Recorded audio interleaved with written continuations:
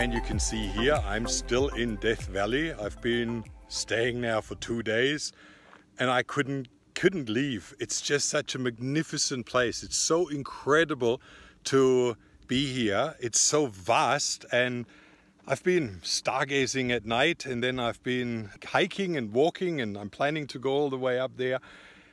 It's a spectacular landscape, and it opens the heart, and it really fills your mind with a different perspective, with a different size.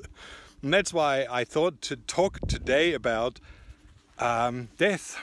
Now, we have a lot of questions that always come in about last-minute rescue. My mum is diagnosed, my dad is diagnosed, my grandma with 84 is diagnosed with breast cancer. What should we do? How do we rescue her? And many things like that. So I don't want to say it's not worth to rescue someone, but it is sometimes also important to look at our mortality. We all come into this life with one single, very clear, focused destiny: to die.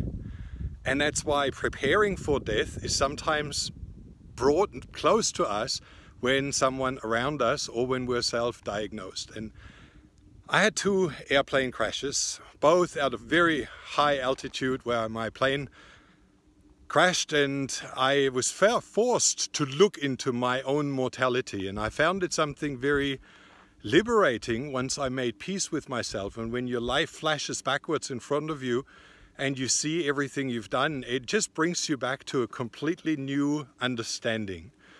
Now, I won't go into any kind of religious beliefs. We just know that Christians should actually hurry up and eat unhealthy and do everything they can because they go to heaven. Well, except they might have sinned.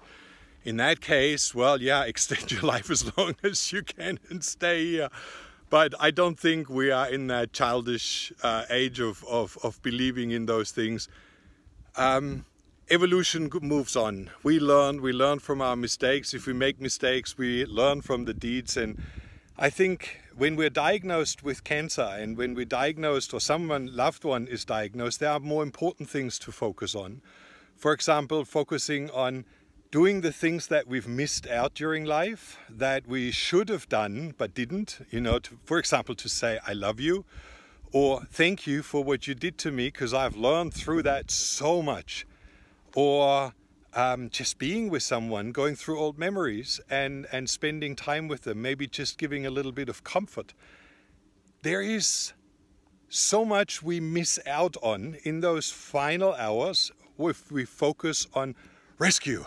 You know, we gotta rescue mum, dad, whoever, and then we run from one clinic to the other and you do all the things that we know are usually not working. So I'm not saying don't do that. I'm just saying that there are more important things. And if you're diagnosed yourself, maybe it's saying to someone you had a grudge, resolving the issue, or saying, look, I don't think we need to take that into next life or take that as a ballast into heaven. We just forgive each other, or we love each other for what we've gained from that experience. But taking the opportunity of disease to do something like that is, in my opinion, a lot more valuable. And that's why racing around and doing those last-minute things and trying to get grandma to eat a vegan-vegetarian diet and, you know, and taking a ton of supplements probably won't change a lot. It makes more stress and it makes more difficulties for her than it probably will help.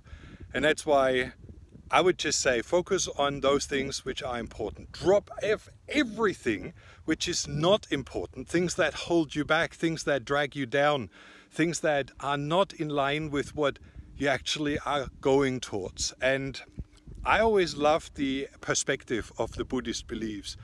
We're born with one single destiny: to die, and that death as conscious as possible. And I found that a very beautiful view of life, because when we prepare for death at an early stage and we talk about it and we know what we guess what would come, and we look at different perspectives, not only mine, not only that which my parents taught me and thought that was okay. No, there is millions of people, billions of people around this world who have different beliefs, how they reunite with the universe, how they go into the next life, how the essence of themselves stays always there. So looking at different beliefs, reading different books opens up your mind and think, oh my God, I'm actually in a minority believing this. So maybe it's worth to consider something else that fits into your perspective, into your feeling of right or wrong. And then preparing, doing breathing exercises, considering what you want to do if you get pain, how you want to drown yourself with drugs until you just pass unconsciously, or whether you would like to stay rather conscious and focused. So talk about those things. Talk to your relatives how you would like to pass, instead of just pushing it away, negating it. We all have to go there. We all have to face it one day. And I always say better prepared than surprised. And maybe that's a good way of thinking when you want to rescue someone. Just rather focus on how you can make the most out of the time that they have, or that you have, still on this earth. All right? And now I hope you're not as dizzy as I am from swiveling around. I'll show you some more drone shots that are breathtaking.